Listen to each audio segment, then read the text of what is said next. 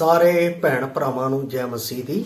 ਅੱਜ ਦੇ ਵਚਨ ਦਾ ਮਨਨ ਕਰਨ ਤੋਂ ਪਹਿਲਾਂ ਅਸੀਂ ਪ੍ਰਾਰਥਨਾ ਵਿੱਚ ਜਾਵਾਂਗੇ।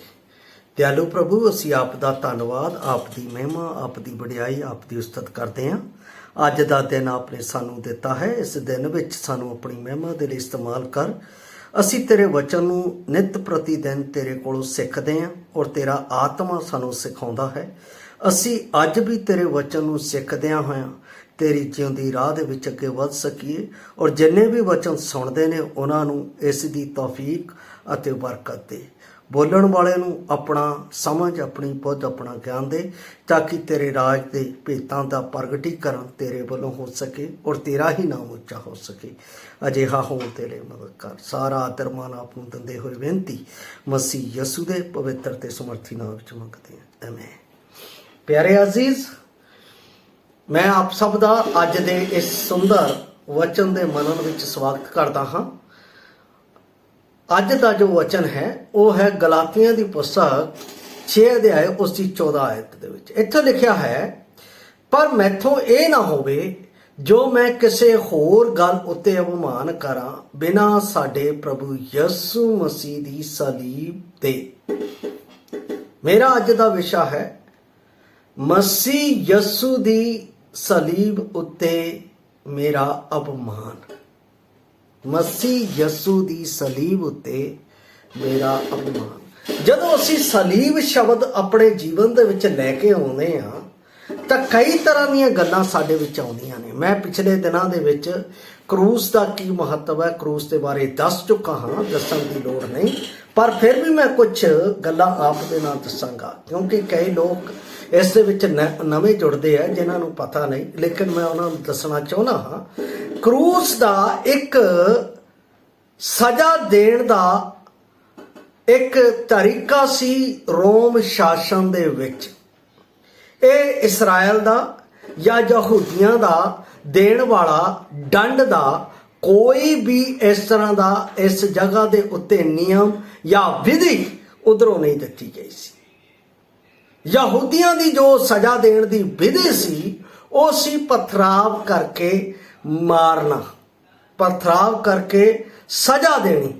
ਔਰ ਇਹ ਜਿਹੜੀਆਂ ਚੀਜ਼ਾਂ ਹੈ ਬਾਈਬਲ ਦੇ ਵਿੱਚ ਕਈ ਜਗ੍ਹਾ ਤੇ ਲਿਖਿਆ ਹੈ। ਉਹ ਕੀ ਕਰਦੇ ਸੀ, ਜੇ ਕੋਈ ਪਰਮੇਸ਼ਰ ਦੇ ਵਿਰੁੱਧ ਗਲਤੀ ਕਰਦਾ ਸੀ ਜਾਂ ਪਰਮੇਸ਼ਰ ਦੇ ਵਿਰੁੱਧ ਕੋਈ ਬੋਲਦਾ ਸੀ ਜਾਂ ਪਰਮੇਸ਼ਰ ਦੇ ਖਿਲਾਫ ਕੋਈ ਕੰਮ ਕਰਦਾ ਸੀ ਤਾਂ ਉਹਨੂੰ ਪੱਥਰਾਂ ਨਾਲ ਮਾਰ ਕੇ ਇੱਕ ਰੁੱਖ ਦੇ ਉੱਤੇ ਉਹਨੂੰ ਲਟਕਾ ਦਿੱਤਾ ਜਾਂਦਾ ਸੀ। ਵਿਵਸਥਾ ਸਾਰ 21 ਅਧਿਆਇ 22 ਤੋਂ 23 ਆਇਤਾਂ ਦੇ ਵਿੱਚ ਤੁਸੀਂ ਇਹ ਪੜ੍ਹ ਸਕਦੇ ਹੋ। ਪਰ ਕਰੂਸ ਜਿਹੜਾ ਹੈ ਇਹ ਪਰਮੇਸ਼ਰ ਵੱਲੋਂ ਇੱਕ ਦਿੱਤਾ ਹੋਇਆ ਦੰਡ ਜਾਂ ਨਿਯਮ ਨਹੀਂ ਸੀ। ਪਰ ਯਹੂਦੀ ਲੋਕ ਯਿਸੂ ਮਸੀਹ ਨੂੰ ਜਿਸ ਨੇ ਕਿਹਾ ਸੀ ਕਿ ਪਰਮੇਸ਼ਰ ਵੱਲੋਂ ਮੈਨੂੰ ਪਾਪ ਮਾਫ ਕਰਨ ਦਾ ਵੀ ਅਧਿਕਾਰ ਹੈ, ਉਹ ਕਹਿੰਦੇ ਸੀ ਕਿ ਪਰਮੇਸ਼ਰ ਤੋਂ ਛੁੱਟ ਕੋਈ ਪਾਪ ਮਾਫ ਨਹੀਂ ਕਰ ਸਕਦਾ। ਯਿਸੂ ਦੀ ਸ਼ਬਦਾਵਲੀ, ਯਿਸੂ ਦੇ ਆਉਣ ਦਾ ਮਹੱਤਵ ਨਹੀਂ ਸੀ ਸਮਝੇ।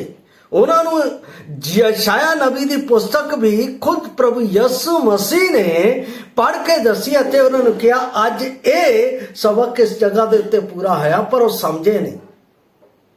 ਕਿਉਂਕਿ ਬਾਣੀ ਦੇ ਵਿੱਚ ਲਿਖਿਆ ਇਸ ਜਗਤ ਦੇ ਈਸ਼ਵਰ ਨੇ ਉਹਨਾਂ ਦੀਆਂ ਅੱਖਾਂ ਅੰਨੀਆਂ ਕਰ ਦਿੱਤੀਆਂ ਮਤੇ ਉਹ ਅੰਜੀਲ ਨੂੰ ਵੇਖ ਸਕਣ ਜਾਂ ਸਮਝ ਸਕਣ। ਕਰੂਸ ਦਾ ਮਹੱਤਵ ਯਹੂਦੀਆਂ ਨੂੰ ਸਮਝ ਨਹੀਂ ਸੀ ਆਇਆ। ਮੈਂ ਇੱਕ ਖੰਡ ਪੜ੍ਹ ਕੇ ਦੱਸਣਾ ਚਾਹੁੰਦਾ ਹਾਂ। ਜਦੋਂ ਉਹ ਸਲੀਬ ਦੀ ਗੱਲ ਕਰ ਰਹੇ ਸੀ ਤਦ ਇੱਕ ਕੈਫਾਸ ਨਾਮ ਦਾ ਉਸ ਸਮੇਂ ਦਾ ਮਹਾਜਾਜਕ ਸੀ ਜਿਸ ਨੇ ਪ੍ਰਭੂ ਯਿਸੂ ਮਸੀਹ ਦੇ ਸਲੀਬ ਦਾ ਮਤਾ ਪਕਾਇਆ ਸੀ। 11 ਦੀ 49 ਅਤੇ 50 ਆਇਤ ਨੂੰ ਮੈਂ ਆਪ ਦੇ ਲਈ ਪੜ੍ਹ ਰਿਹਾ ਹਾਂ। ਇੱਥੇ ਲਿਖਿਆ, ਔਰ ਉਹਨਾਂ ਦਿਨਾਂ ਵਿੱਚ ਕਾਇਫਾ ਨਾਮੇ ਇੱਕ ਨੇ ਜਿਹੜਾ ਉਸ ਸਾਲ ਦਾ ਸਰਦਾਰ ਯਾਜਕ ਸੀ, ਉਹਨਾਂ ਨੂੰ ਆਖਿਆ ਤੁਸੀਂ ਕੁਝ ਨਹੀਂ ਜਾਣਦੇ ਅਤੇ ਨਹੀਂ ਸੋਚਦੇ ਹੋ ਭਾਈ, ਤੁਹਾਡੇ ਲਈ ਇਹੋ ਚੰਗਾ ਹੈ ਜੋ ਇੱਕ ਮਨੁੱਖ ਲੋਕਾਂ ਦੇ ਬਦਲੇ ਮਰੇ, ਨਾ ਕਿ ਸਾਰੀ ਕੌਮ ਦਾ ਨਾਸ਼ ਹੋਵੇ।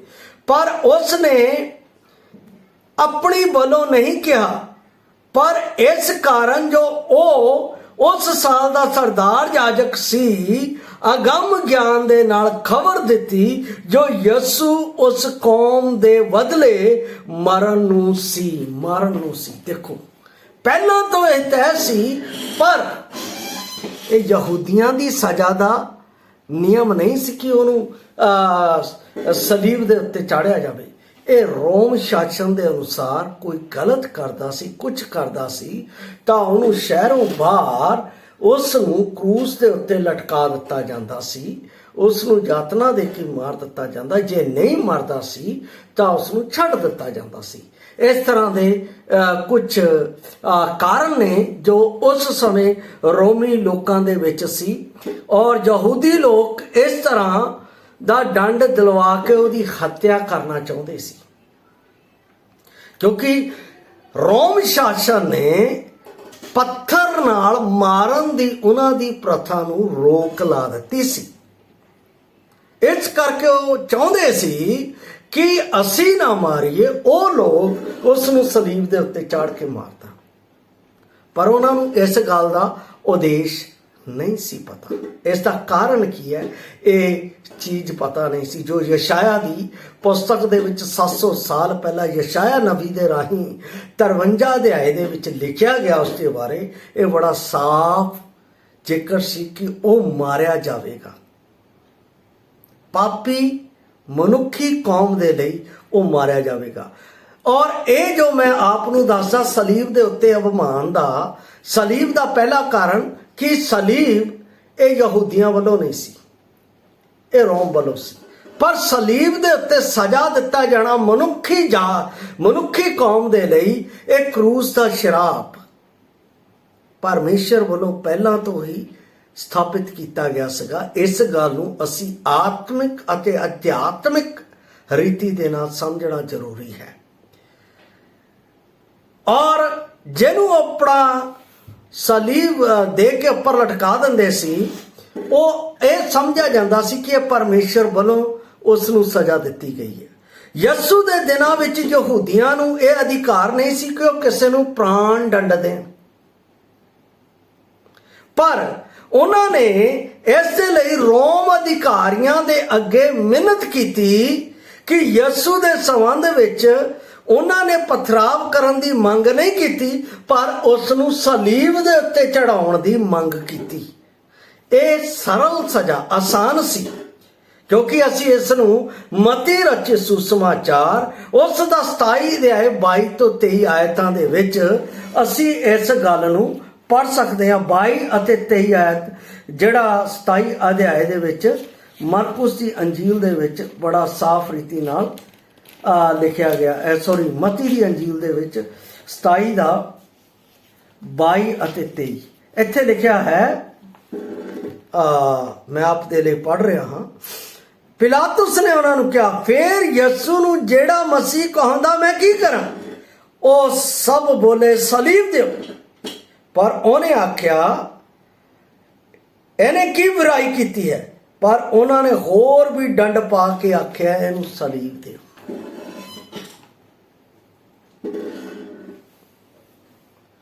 प्यारे अजीज, सलीब एक शरापित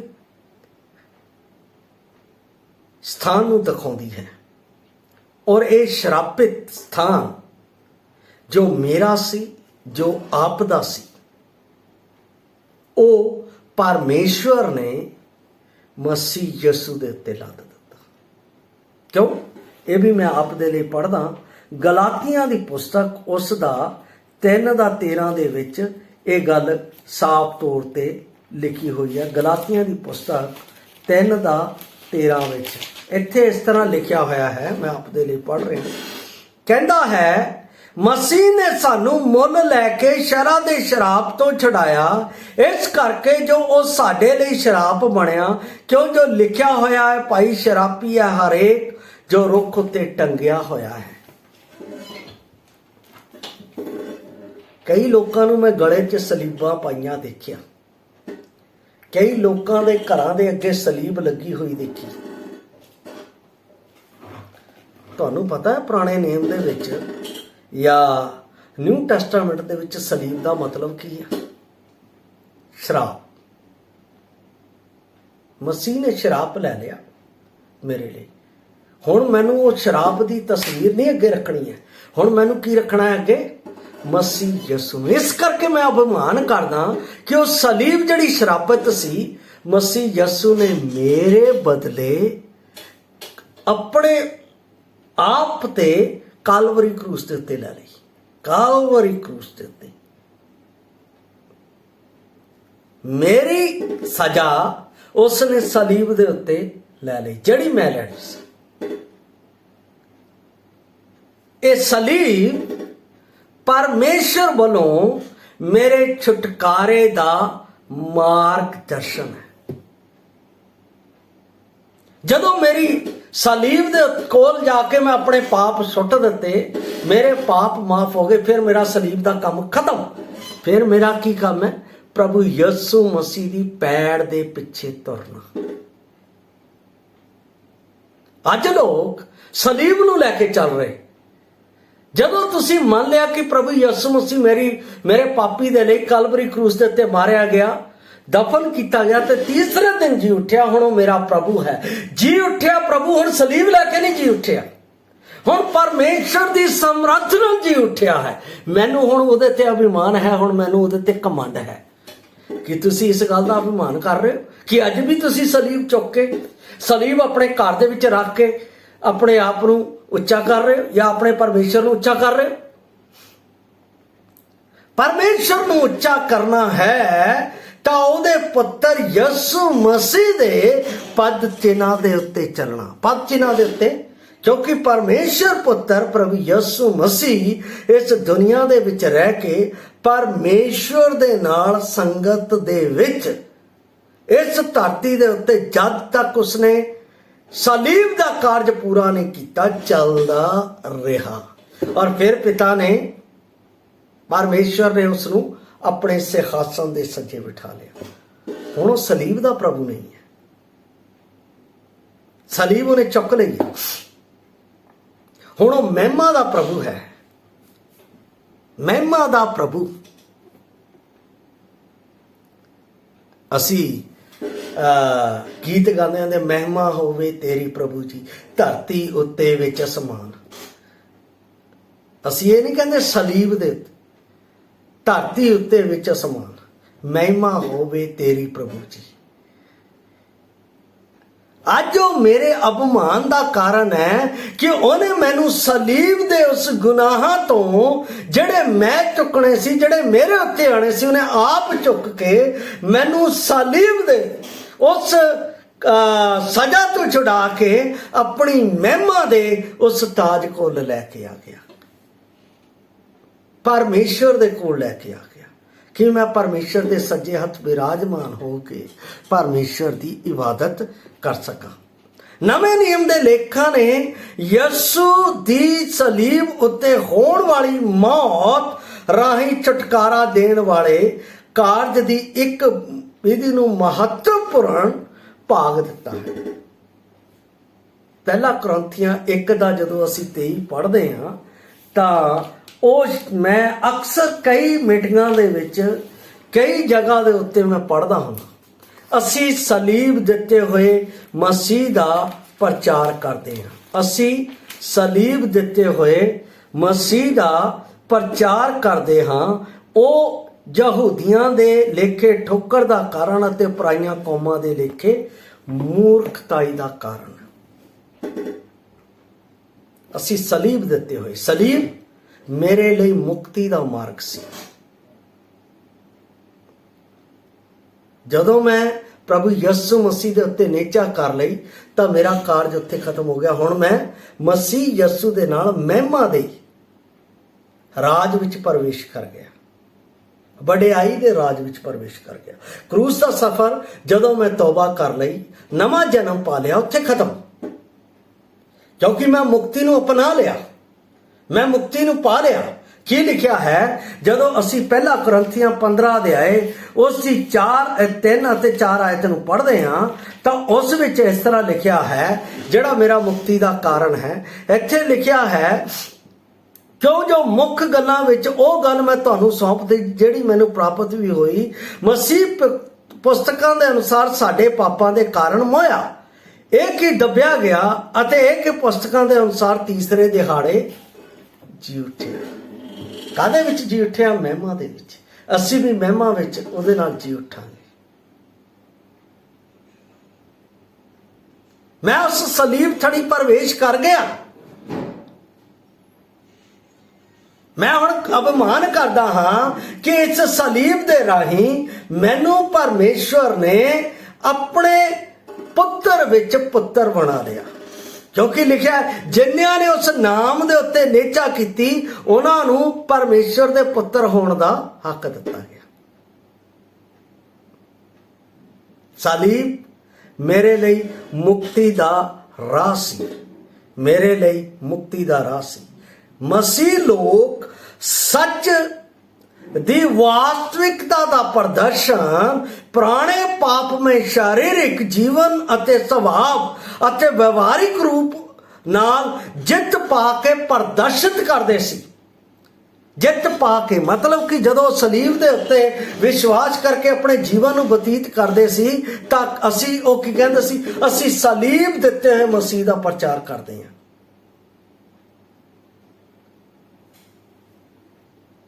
ਕਿੱਦਾਂ? ਉਹ ਵੀ ਮੈਂ ਆਪ ਦੇ ਲਈ ਪੜ੍ਹ ਰਿਹਾ ਹਾਂ। 2:14 ਕੁਰਿੰਥੀਆਂ ਦੇ ਵਿੱਚ ਇਸ ਤਰ੍ਹਾਂ ਲਿਖਿਆ ਹੋਇਆ ਹੈ,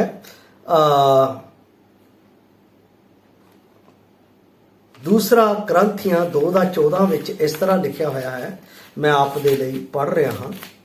ਇੱਥੇ ਲਿਖਿਆ ਹੈ, ਕਹਿੰਦਾ ਪਰ ਧੰਨਵਾਦ ਹੈ ਪਰਮੇਸ਼ਰ ਦਾ ਜੋ ਮਸੀਹ ਵਿੱਚ ਸਾਨੂੰ ਫਤਹ ਦੇ ਕੇ ਲਈ ਫਿਰਦਾ ਹੈ ਔਰ ਉਹਦੇ ਗਿਆਨ ਦੀ ਵਾਸ਼ਨਾ ਸਾਡੇ ਰਾਹੀਂ ਥਾਈਂ ਥਾਈਂ ਖਿਲਾਰਦਾ ਹੈ।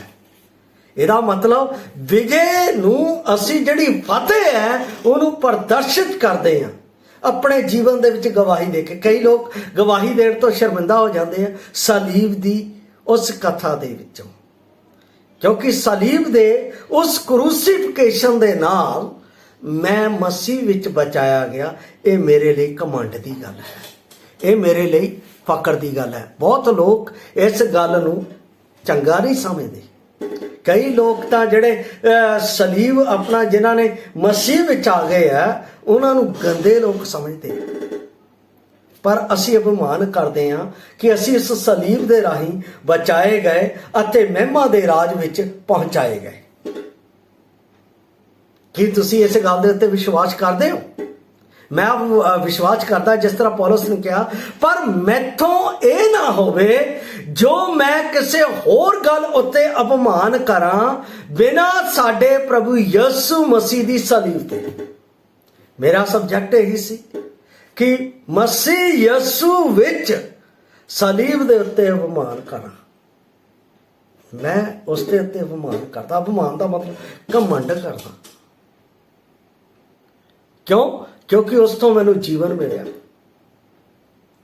ਉਸ ਤੋਂ ਮੈਂ ਮਹਿਮਾ ਦੇ ਰਾਜ ਵਿੱਚ ਆਇਆ, ਉਸ ਤੋਂ ਮੈਂ ਪਰਮੇਸ਼ਰ ਦਾ ਪੁੱਤਰ ਬਣਿਆ, ਉਸ ਤੋਂ ਮੈਂ ਸਦਾ ਦੇ ਜੀਵਨ ਦਾ ਭਾਗੀਦਾਰ ਬਣਿਆ। ਤਾਂ ਕਿ ਇਹ ਮੇਰੇ ਲਈ ਫਕਰ ਅਤੇ ਘਮੰਡ ਦੀ ਗੱਲ ਨਹੀਂ, ਕਿ ਅਪਮਾਨ ਦੀ ਗੱਲ ਨਹੀਂ। ਹਾਂ, ਮੇਰੇ ਲਈ ਅੱਜ ਅਪਮਾਨ ਦੀ। ਜੇ ਤੁਸੀਂ ਹਜੇ ਤੱਕ ਇਸ ਅਪਮਾਨ ਨੂੰ ਪ੍ਰਾਪਤ ਨਹੀਂ ਕੀਤਾ, ਅੱਜ ਤੁਹਾਡੇ ਲਈ ਮੌਕਾ ਹੈ ਕਿ ਮਸੀਹ ਯਿਸੂ ਤੁਹਾਡੇ ਪਾਪਾਂ ਦੇ ਲਈ ਮੋਇਆ ਅਤੇ ਉਹ ਵਚਨ ਦੇ ਅਨੁਸਾਰ ਦਫਨ ਕੀਤਾ ਗਿਆ ਅਤੇ ਵਚਨ ਦੇ ਅਨੁਸਾਰ ਆਪ ਨੂੰ ਸਦੀਪਕ ਜੀਵਨ ਦੇਣ ਦੇ ਲਈ ਜੀ ਉੱਠਿਆ ਅਤੇ ਉਹ ਜਿਉਂਦਾ ਪ੍ਰਭੂ ਹੈ। ਜੇ ਤੁਸੀਂ ਇਸ ਗੱਲ ਦੇ ਉੱਤੇ ਨਿਚਾ ਕਰਦੇ ਹੋ ਤਾਂ ਤੁਸੀਂ ਪਰਮੇਸ਼ਰ ਦੇ ਕੋਲੋਂ ਉਸ ਸਲੀਬ ਦੇ ਰਾਹੀਂ ਮੁਕਤੀ ਨੂੰ ਪ੍ਰਾਪਤ ਕਰਦੇ ਹੋ। ਉਸ ਮੁਕਤੀ ਤੋਂ ਤੁਸੀਂ ਮਹਿਮਾ ਦੇ ਰਾਜ ਵਿੱਚ ਪ੍ਰਵੇਸ਼ ਕਰਦੇ ਹੋ, ਜਿਸ ਵਿੱਚ ਪਰਮੇਸ਼ਰ ਮੇਰੀ ਅਤੇ ਆਪ ਦੀ ਉਡੀਕ ਕਰ ਰਿਹਾ ਹੈ ਸਵਰਗ ਦੇ ਵਿੱਚ। ਜੇ ਤੁਸੀਂ ਜਾਣਾ ਚਾਹੁੰਦੇ ਹੋ ਤਾਂ ਤੁਸੀਂ ਉਸ ਨੂੰ ਸਵੀਕਾਰ ਕਰੋ। ਜੇ ਸਵੀਕਾਰ ਕਰ ਲਿਆ ਤਾਂ ਉਹਦੀ ਜਿਉਂਦੀ ਆਸ ਦੇ ਵਿੱਚ, ਉਹਦੇ ਵਚਨ ਵਿੱਚ ਬਣੇ ਰਹੋ, ਤਾਂ ਪਰਮੇਸ਼ਰ ਤੁਹਾਨੂੰ ਉਸ ਮਹਿਮਾ ਦੇ ਰਾਜ ਵਿੱਚ ਪਹੁੰਚਾਵੇਗਾ। ਉੱਥੇ ਅਸੀਂ ਸਦਾ ਸਦਾ ਦੇ ਲਈ ਮਹਿਮਾ ਦੇ ਰਾਜ ਵਿੱਚ ਉਸ ਦੀ ਵਡਿਆਈ ਅਤੇ ਉਸ ਦੀ ਉਸਤਤ ਕਰਾਂਗੇ। ਪ੍ਰਭੂ ਆਪ ਨੂੰ ਇਸ ਵਚਨ ਦੇ ਨਾਲ ਆਸ਼ੀਸ਼ ਦੇਵੇ। ਜੈ ਮਸੀਹ ਦੀ। ਮਾਰਾਨਾਥਾ।